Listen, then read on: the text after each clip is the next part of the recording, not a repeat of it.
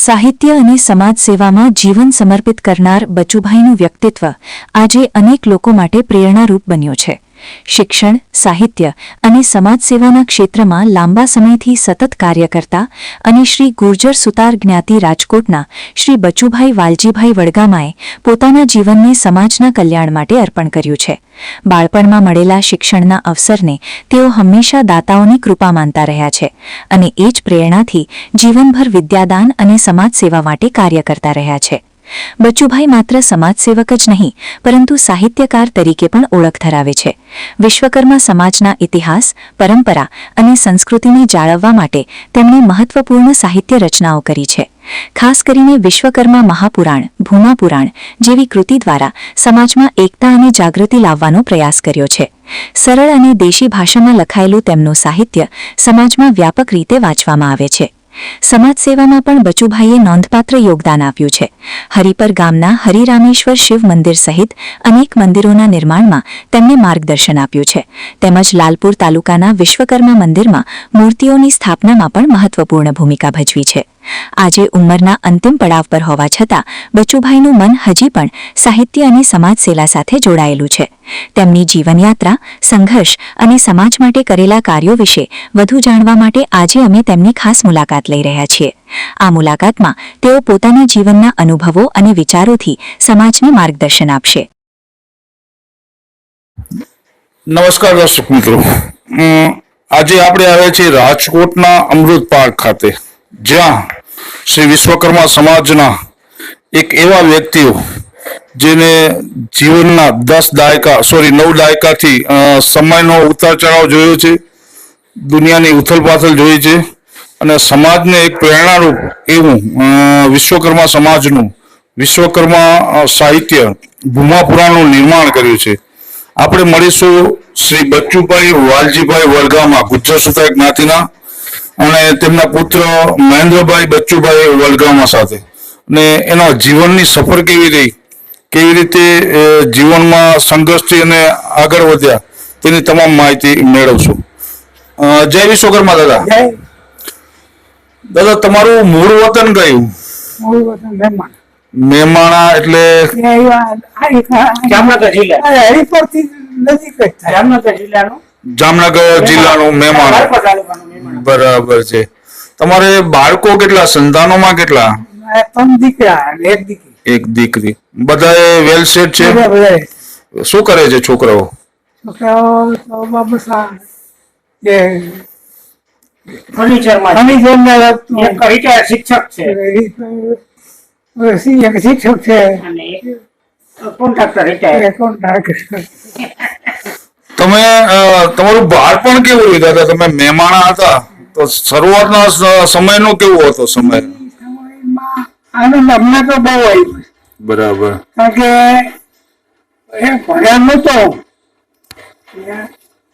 Father Africa ગયા ને એટલે એની પાસે મને જાય. બરાબર છે. તમે ભણેલા કેટલું? તમારું એજ્યુકેશન કેટલું? 4 ગુજરાતી. 4 ગુજરાતી. વાહ. ને સ્ટાર્ટિંગમાં તમે શું કરતા? કામકાજમાં શું હતું આપણું? મજા ખેતી હતી. બરાબર, ઘરની ખેતી હતી. એટલે ખેતીમાં કામમાં જવું પડે. બરાબર. ખાસ કારણ કે મોટો ધંધો હતો, લગભગ 200 જમીન. બરાબર છે. અત્યારે ખેતી ચાલુ જ છે કે બધું? અત્યારે ચાલુ નથી. બધા છોકરાઓ એજ્યુકેટેડ થઈ ગયા એટલે ખેતીઓ પૂર્ણ વિરામ કરી દીધું. વાહ, સરસ. તમારું બચપન કેવું રહ્યું? તમે તોફાની હતા કે ભણવામાં હોશિયાર હતા કે કેવું હતું ત્યારે? કે મારે જે ભાઈબંધ દોસ્તાની ટોળી હતી ને એકદમ સમજદાર, ભણેલી ગણેલી, 2 નંબરના છોકરા હતા.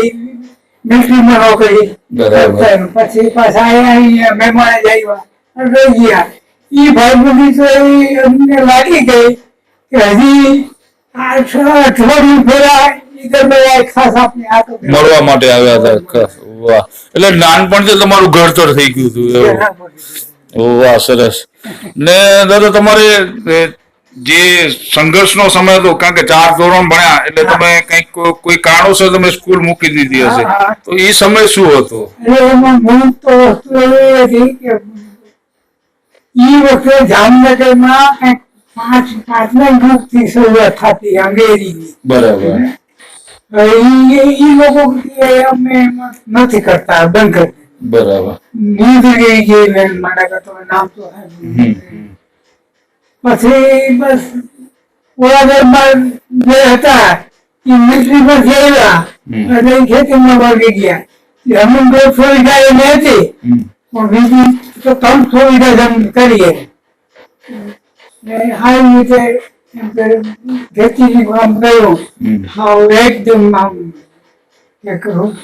ખેતીનું માહિતગાર કેમ છે, ભૂમિઓ કહેવાય.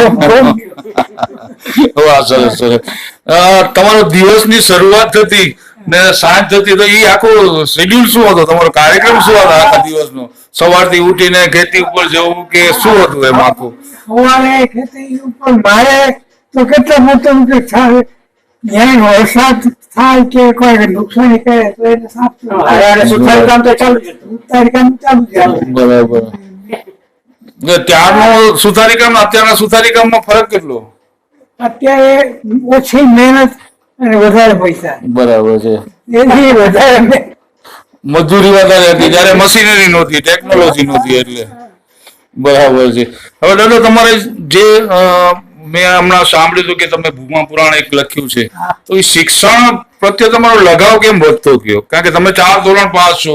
એનું કામ એટલું જ કે જે ઓલા જે વકીલ કોણ દરબાર, ઓકે. એ વકીલ બરાબર. અને આગળ વહી ગયા. અને તે પછી બીજા દરબાર જે મિલિટરીમાં નોકરી કરે એ રીતે વહી જવા દે. બરાબર. એટલે તમારો ઉત્સાહ જાગ્યો.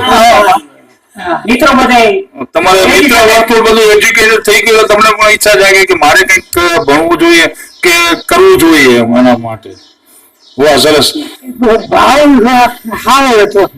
એમ થાય કે આપણે જે જાય એક આપણો મહેમાનો જાય એટલે ગામડું હજી યાદ આવે તમને. સરસ સરસ સરસ. મુંબઈ સમાચાર ને સોવિયત રશિયા બધું મંગાવ્યું. બરાબર. એ વખતે અમે પેલું દરબાર જે હતા ને બરાબર. એ વકીલ હતા. ઓકે. અને કઈક વધારે પડતું વચ્ચે જાણતા. અને એ કે આપણે બધા ભેગા થઈને એક છાપું કાઢી. બરાબર. તમે પોતે જ છાપું કાઢ્યું? હા. વાહ, સરસ. એટલે એનું નામ શું હતું બાપુ? વીજળી. વાહ, વીજળીના નામથી એક છાપું તમે પ્રસિદ્ધ કર્યું. તો એ છાપું પ્રિન્ટિંગમાં જતું કે કેવી રીતે હતું, શું હતું? એક મકાન રાખ્યું હતું. બરાબર. એમાં એકદમ મહેનત પડે એવી રીતે નહીં, પણ સાધારણ ઠીક થાય એ રીતે હાથે લખાય એમાં. હાથેથી બધું લખાણ કરતા ટોટલી? બધું લખાણ હાથે એક જણો લખાણ કરતો. હા. અને એ સમાચાર લઈ આવે. સમાચાર ની માહિતી લઈ આવે. બસ મજામાં આની ખાના તો તારી ખાના લઈ આવે કે ગમે. એટલે નાનપણથી તમારે પત્રકાર તરીકેનો શોખ તો ખરો છે. વાહ, સરસ. બોમ્બે સમાચાર હું 53 માં મંગાવતો. 1953 ની મુંબઈ સમાચાર તમે મંગાવતા? વાહ, સરસ. ત્યારથી તમે પછી 4 ચોપડી ભણ્યા હતા, તો પછી વાંચવાનું ને એ બધું ફાવતું તમારે? વાંચવાની ટેવ પડી ગઈ. એનું કામ શું હતું કે પિતાજી હિન્દીમાં કે કઈક વાત કરતા કરી શકતા. બરાબર. તો એની પાસે સાંભળી થોડું તમને જ્ઞાન વધાર્યું. બરાબર. અને પછી એ જ્ઞાનમાં બીજા બાજુ ઘણી ગયું બધું નોકરી. બરાબર. એમાં આવી ગયા. તમારે ત્યાંથી અહીંયા રાજકોટમાં આવવાનો ઉદ્દેશ્ય શું? પેલા તો હરિપર બાજુના ગામમાં રહ્યો. બરાબર. ત્યાંથી તમે મહેમાણાથી? મહેમાણા છે એ 6 ભાઈનું ગામ કહેવાય. બરાબર. જયારે ભૂચરમોરી લડાઈ થઈ, ઓકે.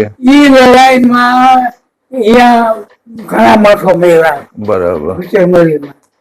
અને પછી આ બાપા કે આપણે ખેતી ચાલુ કરી, ખેતી બંધ કરી પછી અને લગ્ન પછી પરિવાર મોટો થઈ ગયો એટલે બધા વયનો સમાજ થાય ને ગામડામાં. બરાબર. એટલે બાજુના ગામમાં પછી બાજુના ગામમાં આવી ગયા.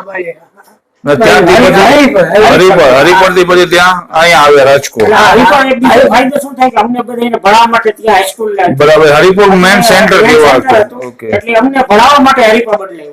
ઓકે, એજ્યુકેશન માટે, છોકરાઓના એજ્યુકેશન માટે હરિપુર. છોકરાઓને ભણાવવા. છોકરાઓએ ભણવામાં બહુ મહેનત કરી. બરાબર છે. ના અત્યારે છોકરાઓ તમારા વેલ સેટ છે ને સારું એજ્યુકેશન છે. ને હવે આ તમે જે ત્યાંથી રાજકોટ આવ્યા પછી તમે સંઘર્ષ તો ઘણો કર્યો હશે, કારણ કે એક શૂન્યમાંથી સર્જન કરવાનું હોય હજી છે. પેલા રાજકોટ અમને મોકલ્યા છોકરાઓને ભણવા માટે. બરાબર. જે આગળ વધારે એજ્યુકેશન માટે. આવકના શોખ જે હોય હા. એ બધા બંધ થઈ ગયા. હા, એ જ કહું ને, એટલે કે સંઘર્ષ તો અને તમારે કમાવા માટે અને ભણવા માટે અમને રાજકોટ મોકલ્યા. આ તો ખેતી સારી હતી એટલે વાંધો ના આવ્યો. બરાબર છે, કારણ કે આજે એજ્યુકેશન એટલું મોંઘું થતું જાય છે હા. કે એ પહોંચી વળવું એક કામ છે અત્યારે મા બાપ. અને બીજું એક લાભ હતો ઈ હતો કે ગામમાં અમે સુતાર બરાબર એટલે ખેતીવાડીનું કામ ખૂબ વધારે હોય. બરાબર. મકાન કે બંગલા કે એવું ના હોય કે ખેતીના બધા ઓજારો બનાવવાના હોય. એને ઓજારો બનાવવા કે ખૂબ મળે. હા. એટલે એ હિસાબે વધારતા ગયા અને રોગ ઘટાડતા ગયા. બરાબર, ખેતીનું ઘટાડતા ગયા અને સુતારી કામ વધારતા ગયા. પછી મંદિરના કામનો શોખ હતો. મંદિર મને બાપુ મંદિરનો શોખ બહુ હતો. બરાબર છે.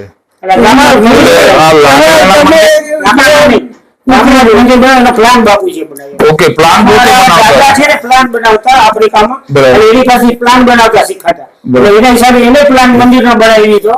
અને એટલે મંદિર 4 કારીગરી તમે ભણ્યા છો, પણ મંદિરના પ્લાન હજી તમે બનાવી લ્યો છો. શરૂઆતથી અમારા ગામથી વાહ, સરસ સરસ સરસ. 26 મંદિર થયા. ટોટલ 26 મંદિર. ટોટલ 26 મંદિર તમે બનાવ્યા છે એના પ્લાન આખા. બાપુજીના સુપરવિઝન નીચે 26 મંદિર બન્યા. વાહ વાહ. અહીંયા જામનગરમાં જ છે કે આજુબાજુ? આ જામનગરમાં ઉપરેટા વિશ્વકર્માનું મંદિર છે. જામનગર સ્વામી આપણે કેવા સ્વામી આપણે લક્ષ્મીનારાયણનું મંદિર બરાબર. જામનગર. બરાબર. અને એવી રીતે બધા અલગ ખંભાળિયા મંદિર છે. અલગ અલગ અહીંયા કને સૌરાષ્ટ્રમાં અલગ અલગ જગ્યા છે. અને વિશ્વકર્માના મંદિર છે. અને એનો પ્લાન તમે જ બધો તૈયાર કર્યો. વાહ, સરસ. કે દર્શક મિત્રો, એક તો ખાસ તો કહીએ કે ભણેલ કરતા ગણેલ વધી જાય છે. આ તમને આ એજ્યુકેશન સાથે સાહિત્યનો રસ કેવી રીતે પડ્યો? ઈ કહું છું ને કે એના ગણતા મેટ્રિકમાં નપાસ થયા. બરાબર છે. એ ભણેલ જે હતા ને એમાં એ નપાસ થયા. પછી એક વર્ષ સમય પાછું તો કરવી પડે. બરાબર છે.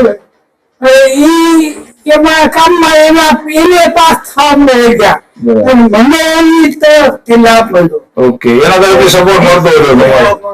આમ કરો તેમ કરો, આમ લખો આમ લખો, આ છે તે. એ બધું શીખાતા ગયા એટલે હતા. બસ થી એટલે ગામડે આવવું પડ્યું. પાછું એક વર્ષ એનો લાભ તમને એનો મળ્યો. લાભ બાપુજીએ લીધો. વાહ. અને એની પાછી બધું લખવાનું વાંચવાનું શીખા. બરાબર. અને એ પછી સાહિત્યમાં રસ વધારે જાગૃત થયો. અને પછી સાહિત્ય મુંબઈ સમાચાર ને બધું બગાડતા. અને એમાં બધું જે કાંઈ હોય બરાબર છે. વાહ, સરસ. દાદા, સાહિત્ય સર્જન અને મુંબઈ સમાચાર માંથી જ શરૂ કર્યું. સાહિત્ય મુંબઈ સર્જન. સમાચારમાં જેને પેલી વાર્તા મોકલી એને મુંબઈ સમાચાર. હા, એ પછી.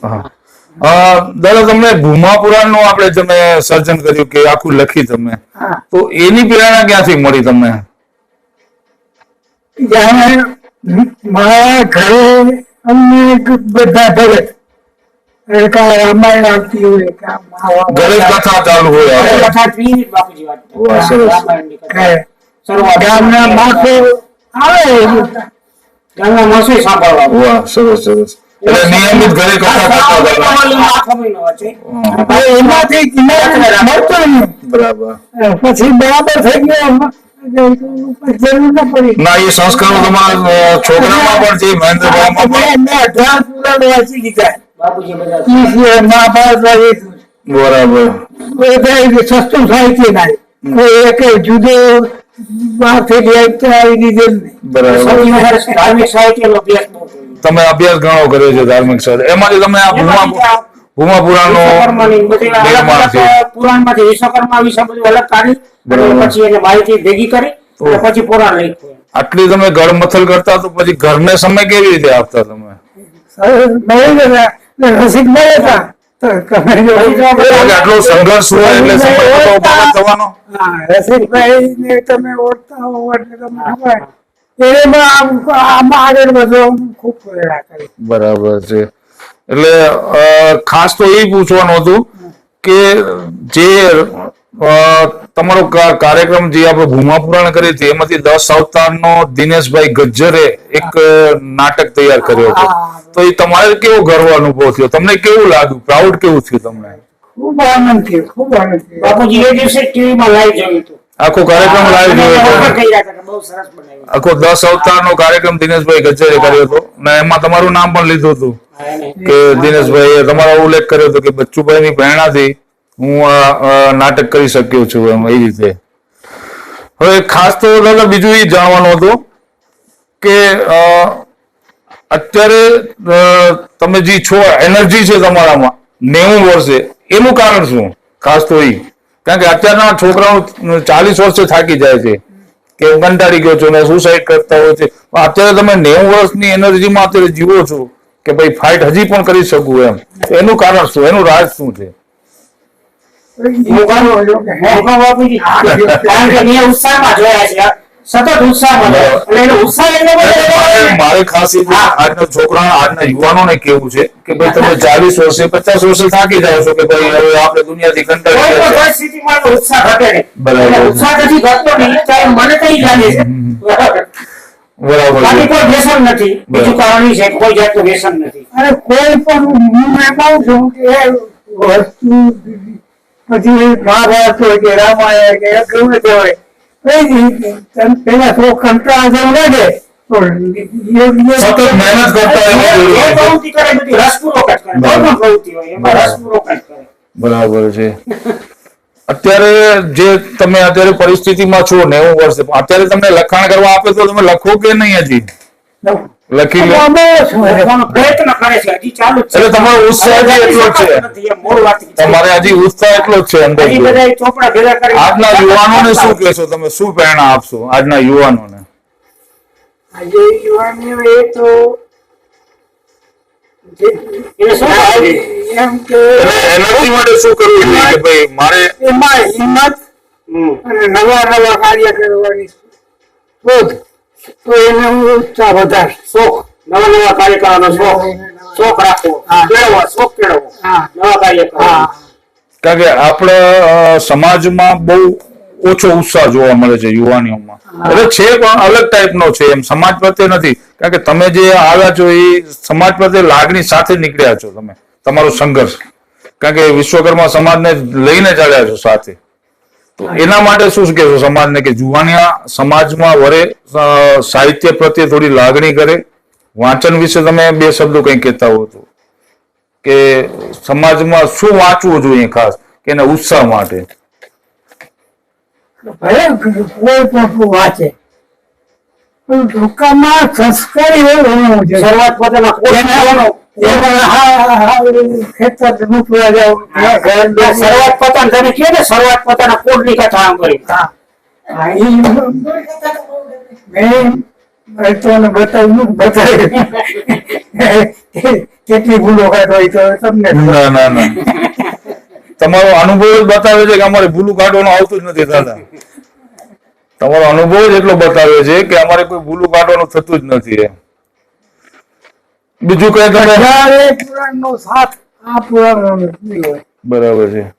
કારણ કે તમારો સાહિત્યનો જે રસિક છો તમે, સાહિત્ય રસિક, એ તમારા જે પુત્ર મહેન્દ્રભાઈ છે ઘણી વખત એની ચેનલ પણ જોતો હોઉં છું.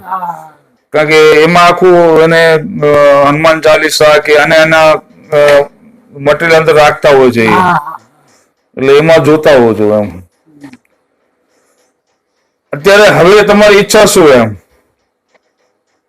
ત્યારે હજી કઈક એમ કરવાની ખરી ધગસ કઈ? સમાજને કઈક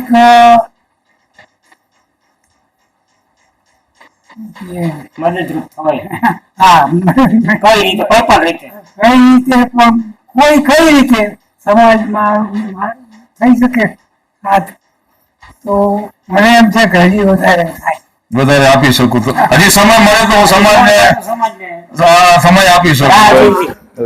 ના, તમારા જેવા વડીલોની જરૂર છે સમાજને, ને એક સાચું માર્ગદર્શન મળે, સાચો અનુભવ મળે, એ જ અમે ઈચ્છીએ છીએ.